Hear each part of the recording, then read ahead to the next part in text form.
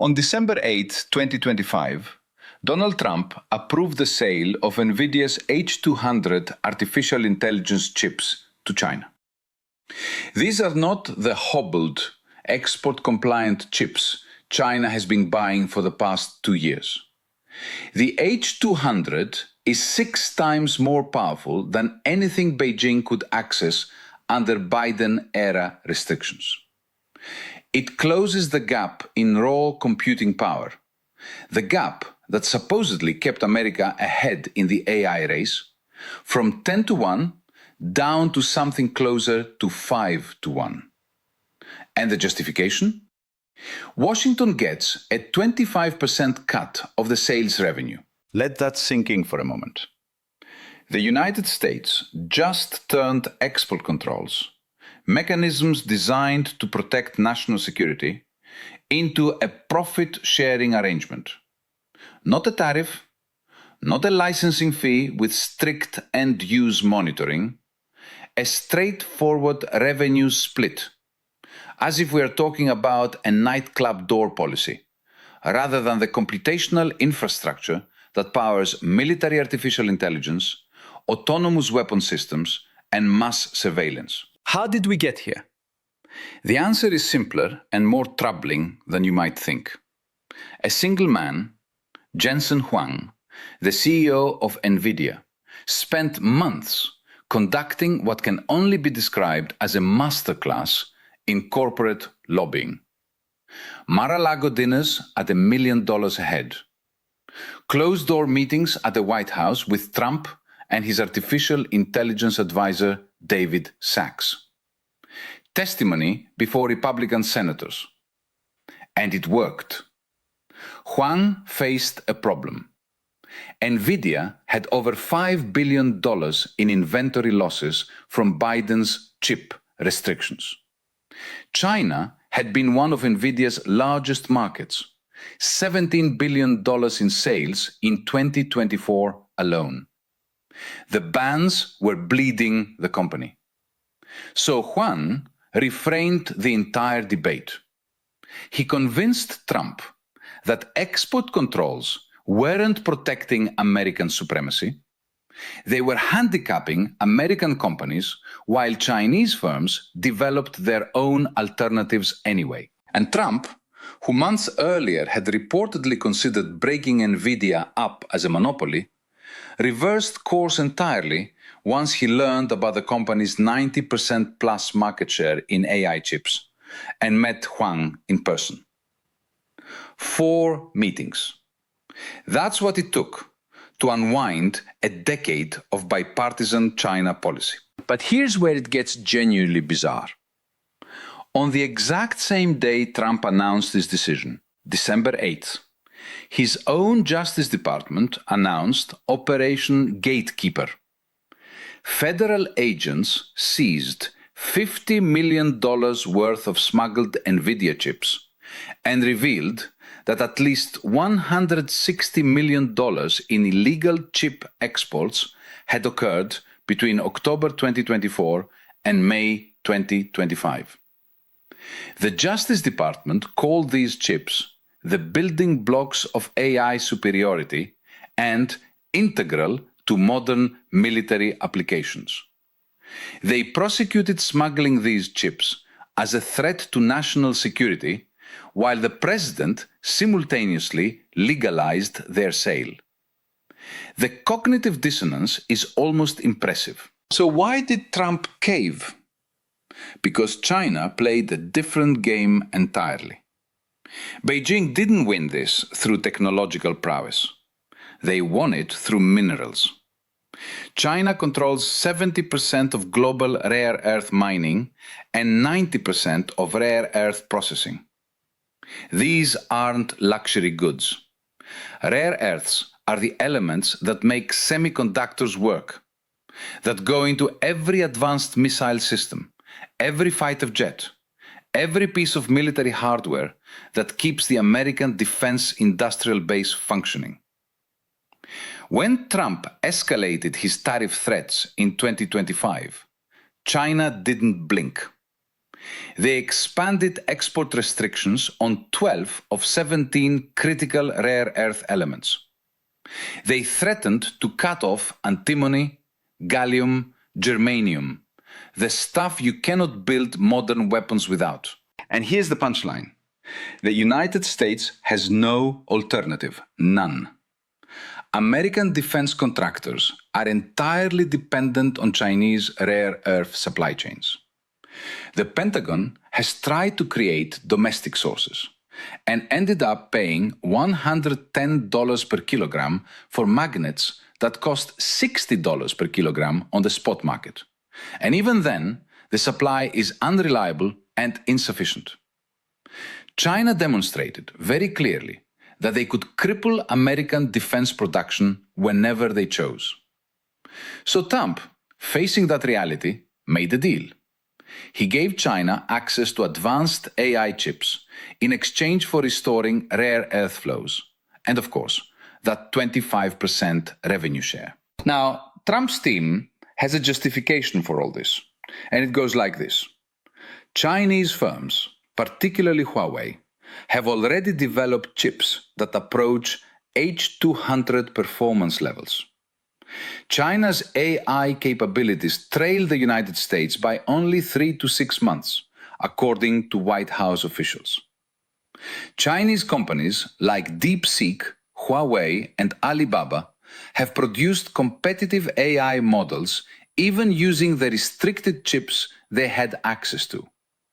So the argument runs, they are going to build equivalent technology anyway. Restrictions just delay the inevitable while hurting American firms.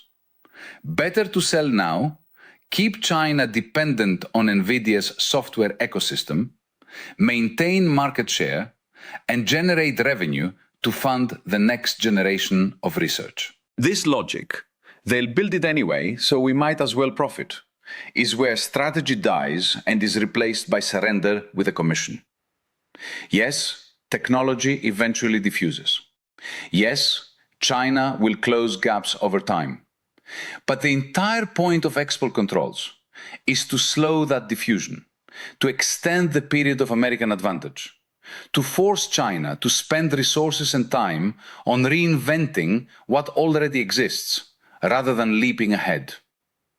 By handing over H200 chips now, the United States doesn't just shorten its lead from years to months.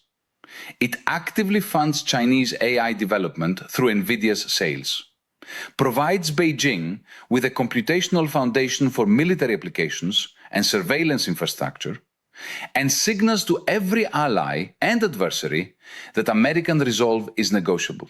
Let's zoom out for a moment, because this has happened before. In the years before 1914, European elites convinced themselves that economic interdependence made great power war impossible. Trade volumes were at record highs. Financial systems were deeply integrated. Surely, the thinking went, no rational leader would disrupt such profitable arrangements with something as barbaric as military conflict. Then, the world exploded into 4 years of industrial slaughter. The lesson wasn't that economic ties prevent war. The lesson was that economic entanglement can make conflicts more catastrophic when they arrive, because the stakes, the control of markets, resources, technological standards, become existential. The United States is now betting that selling China the tools of artificial intelligence dominance will moderate Beijing's behavior through mutual profit. This ignores everything we've learned. For 25 years, Western policymakers promised that integrating China into global markets and institutions would liberalize them, would make them more like us. It didn't happen. Instead, Beijing used market access to build leverage. The rare earth restrictions are the proof. China didn't integrate into a Western-led order. They studied it, gained it, and built choke points within it.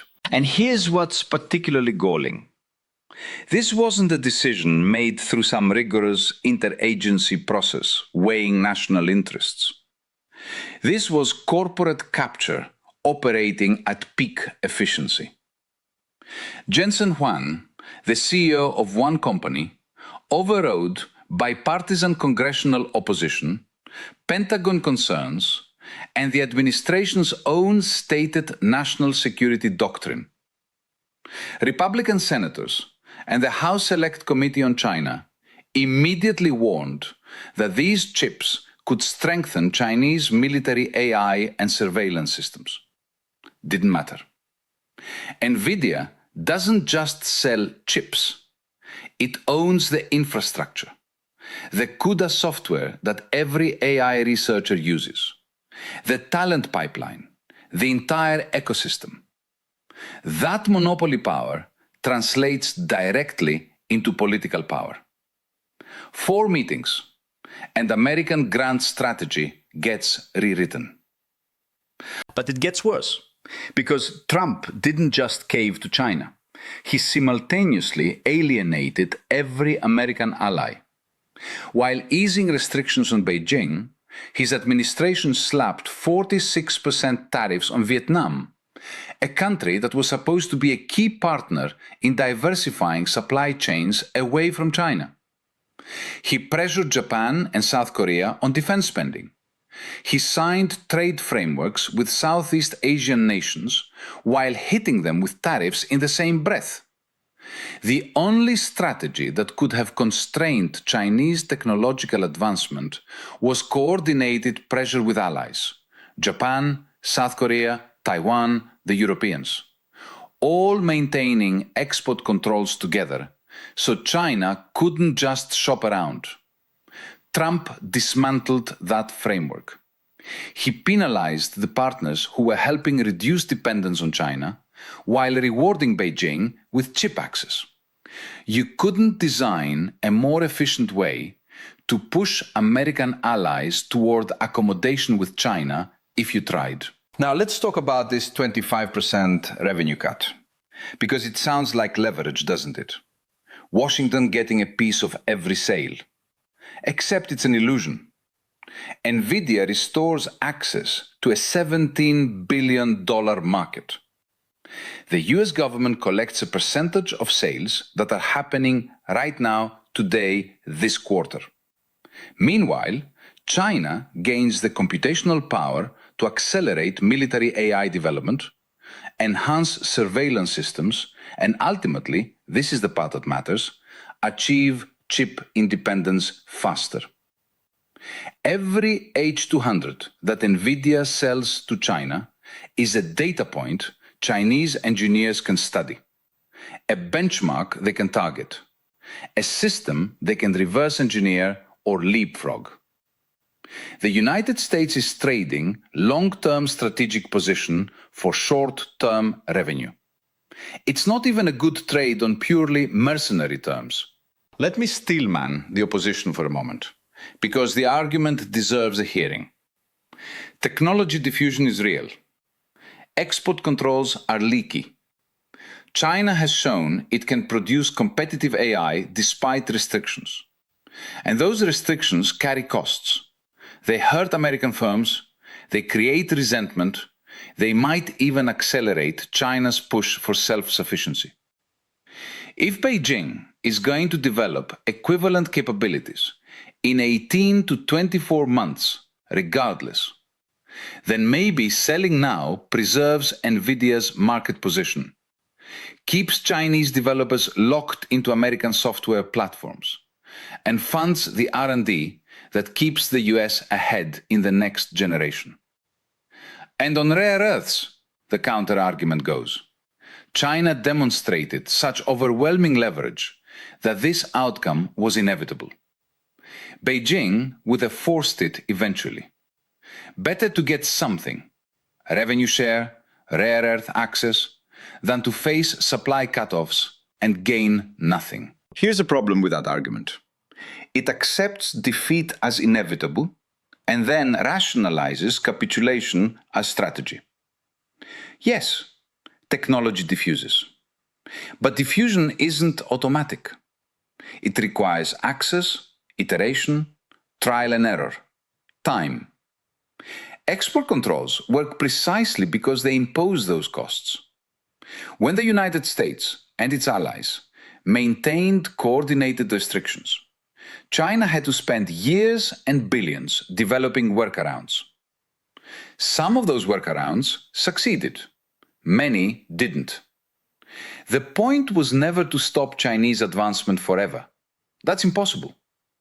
The point was to slow it down enough to maintain a meaningful gap, to force Beijing to divert resources into catching up rather than racing ahead, to preserve the window in which American and Allied technological superiority could deter conflict or shape outcomes. By handing over H200 chips now, that window closes faster. The Institute for Progress calculated that this decision reduces America's AI compute advantage from 10-1 to at most 5-1. That's not a marginal shift. That's a permanent strategic erosion in exchange for temporary corporate profit. And the signal it sends is worse than the immediate loss. Every adversary and ally just learned that American national security policy is for sale if you lobby correctly and have the right leverage. China threatened rare earth cutoffs. Nvidia threatened profit losses. Both won. What does that teach Iran, Russia, other actors? Stockpile mineral leverage. Cultivate corporate allies inside the United States. Wait for American resolve to crack. It will.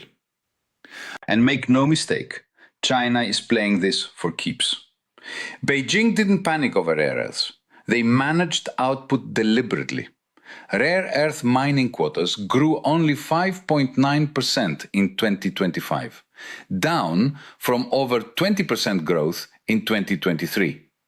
That's not economic logic.